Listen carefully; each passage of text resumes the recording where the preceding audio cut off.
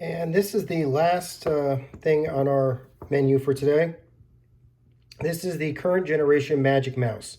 Now, Apple has for the longest time been releasing Magic Mice ever since the, I guess it was either 10.4 or 10.6 revision of Mac OS, around that generation, that time frame.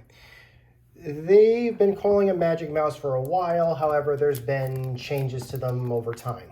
This is the current model of Magic Mouse. If you go to the store right now and buy a Magic Mouse, this is what you're going to get. It is a wireless USB-C chargeable Bluetooth mouse. And that's basically it. The nice thing about this is that, and then once I get a closer look at the mouse, let's see, is there anything to pull? No, I don't think so. Let's get a closer look. It just lifts right up. This might take a second. Hopefully, I gotta admit, I do like this packaging, but it's not very useful for people who only have access to one hand. So what I was trying to say was that these mice have the ability to do multi-click surfaces. They do have that. And that's something that Apple was always known for, the opposite of that. Apple was always known for only having one button.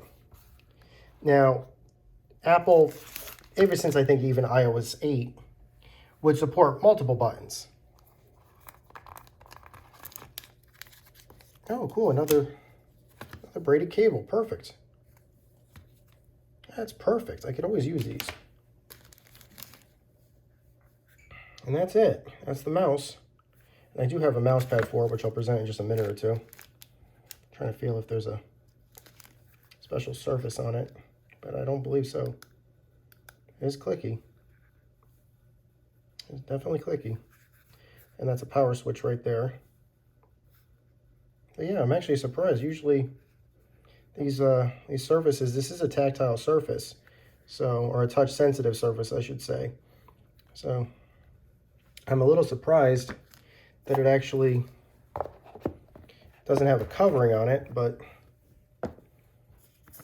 that's fine.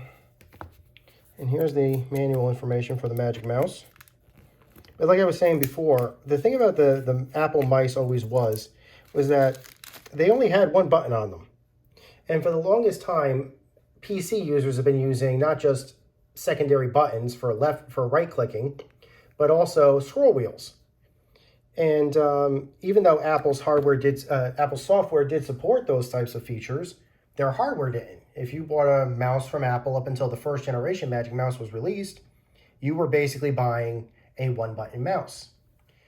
But eventually, sometime around iOS either 10.4 or 10.6, Apple decided to change their mind, and they said, no, we'll create a mouse, we'll create a piece of hardware that has a right click and a scroll wheel, but we'll make it look like it has one button on it. And a couple of revisions later, we got to this form factor.